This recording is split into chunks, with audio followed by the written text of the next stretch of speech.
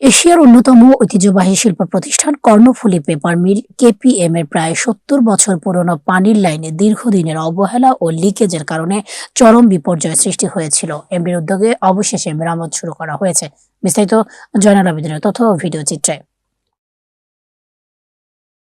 Karnaphuli paper mill কেপিএমের প্রায় ৭০ বছর পুরনো পানির লাইনে দীর্ঘদিনের অবহেলা ও লিকেজের কারণে চরম বিপর্যয় সৃষ্টি হয়েছিল। কাপ্তাই লোডের বারগোনিয়া ফরেস্ট চেকপোস্ট সংলগ্ন বড়ইছড়ি পাম হাউস এলাকা দিয়ে অতিক্রান্ত পাকিস্তান আমলের এই পানির লাইনে একাধিক স্থানে ফাটল দেখা দেয়।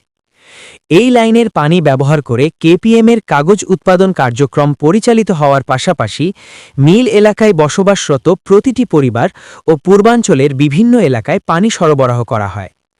দীর্ঘদিন ধরে লাইনে লিকেজ থাকায় বিপুল পরিমাণ পানি অপচয় হচ্ছিল।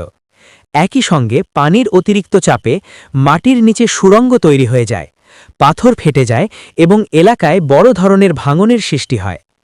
স্থানীয়রা জানান, লিকেজের কারণে আশপাশের ভূমি মারাত্মকভাবে ক্ষতিগ্রস্ত হয়। বিশেষ করে একটি মাদ্রাসা ভবনের ভিত্তি দুর্বল হয়ে পড়ে এবং পানির অতিরিক্ত গতির কারণে প্রতিষ্ঠানটির কার্যক্রমও ব্যাহত হয়।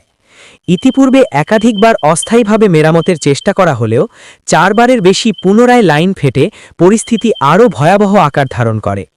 অবশেষে দীর্ঘদিনের জনদুর্ভোগ ও শিল্প কারখানার ঝুঁকির বিষয়টি বিবেচনায় নিয়ে কেপিএমের ব্যবস্থাপনা পরিচালক এমডি এর সরাসরি উদ্যোগে আজ মেরামত কাজ শুরু করা হয়েছে। ঝুঁকিপূর্ণ স্থানে গভীর খনন করে পুরনো পাইপলাইন উন্মুক্ত করে দক্ষ কর্মীদের মাধ্যমে সংস্কার কার্যক্রম চালানো হচ্ছে। কেপিএম কর্তৃপক্ষ জানিয়েছে, এই মেরামত কাজ সম্পন্ন হলে পানির অপচয় বন্ধ হবে, ভবিষ্যতে বড় ধরনের দুর্ঘটনার ঝুঁকি কমবে এবং মিলের উৎপাদন কার্যক্রম ও আবাসিক পানি সরবরাহ স্বাভাবিক হবে। এলাকাবাসী ও মিল শ্রমিকরা এমডির এই উদ্যোগকে স্বাগত জানিয়ে দ্রুত ও স্থায়ী সমাধানের দাবি জানিয়েছেন।